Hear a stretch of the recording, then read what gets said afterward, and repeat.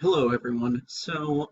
This brief video lecture is going to go over the psychology of the writer.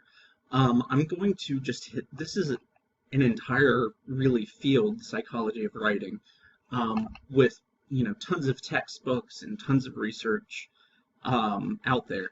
But some of the analysis that we're going to be doing in this class, some of the interpretation, some of the critical perspectives that we're going to use. I think it's necessary for you all to have just a very broad overview of sort of the psychology of the writer. So that's what this covers. It's not going to be long. It's not going to be in depth. It's just to kind of give you some basic information about the psychology of writing and the psychology of writers, which we will, it will hopefully illuminate some of the lives and work of some of the writers we're going to read, but it will also just give you a context of how a writer's personal experiences, their mental state, all of those things are contribute to their work, influence their work, and how we can deduce a lot of this information from analyzing and interpreting their work. So, just once again, just very brief overview. So, through the research that's been conducted, trends or common personality attributes have been found in writers, and we now know that these directly contribute to writers being successful. Sort of having what it takes to be a writer, that sort of thing. So these personality attributes are laid out here. One is ambition, envy. It is a very ambitious undertaking to write, especially, to build a life around writing, to sort of have the endurance to write a novel or, to write a collection of poetry, whatever. It is a very ambitious individual who decides to undertake this. I believe it was Norman Mailer once said that writing a novel is the closest thing a man can experience to pregnancy. From my own personal experience, my first novel that I wrote took about 2 years of just completely focusing on one idea, of focusing on most of my daily thoughts dealing with one story. It takes a long time to write a novel. It takes a long time to write anything. Envy is a big part of it as well. We often, as writers, we often see our colleagues succeed, and that forces us to, try harder. Last year, somebody I went to grad school with won the Man Booker Prize, which is probably the second highest, well, maybe third highest award a writer can win after the Nobel Prize and the National Book Award. And I was filled with, to be honest, I was filled with jealous rage for a while, but then became motivated to work on my own stuff. Writers are often concerned with philosophical matters. They have to be to build complex themes and messages into their work. They're often very frank. They're very to the point. They don't pull their punches. And with that, they're often very political or socially active. They have very strong beliefs. I'm going to come to psychopathology at the end because that's probably the most in-depth.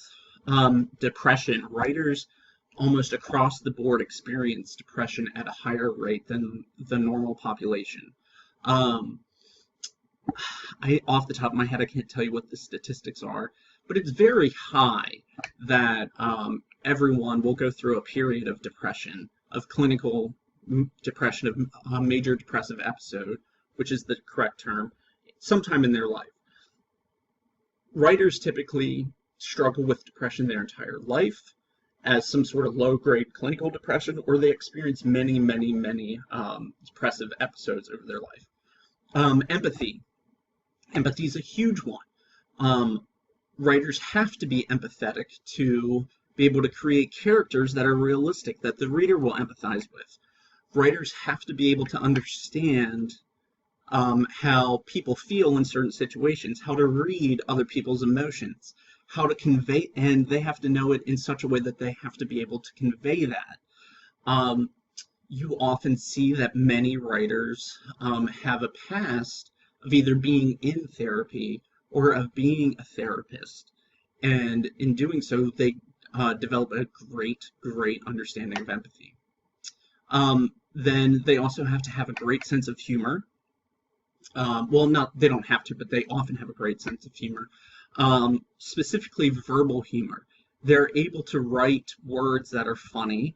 They're able to engage in wordplay or satire or written humor, which translates then to the reader's experience. Now, when it comes to psychopathology, some of these are actually some of these statistics are actually incredibly frightening. When it comes to psychopathology, writers generally are incredibly highly intelligent, usually within like the 10th percentile. They usually have a history of deviance, of breaking the law, of self-destructive behavior, of promiscuity, of drinking and driving, whatever. They generally have a difficult time adhering to the social norms and laws. Substance abuse. This is specifically substance abuse, not addiction. Writers often use what I like to call creative lubricants to help silence that inner critic, because they are very difficult. They're very hard on themselves. So they often use creative lubricants so that they can write without, backspacing every sentence because they don't think it's good enough. Promiscuity, risk-taking behavior in general, but promiscuity is a big one. Low self-esteem. Writers often struggle with almost with pathological low self-esteem. Affective illness. Affective illnesses are mood disorders like anxiety, depression, bipolar, those sorts of things. And then writers have an incredibly high rate of suicide. The second highest rate of suicide among certain professions. The highest is dentists, actually, and then writers.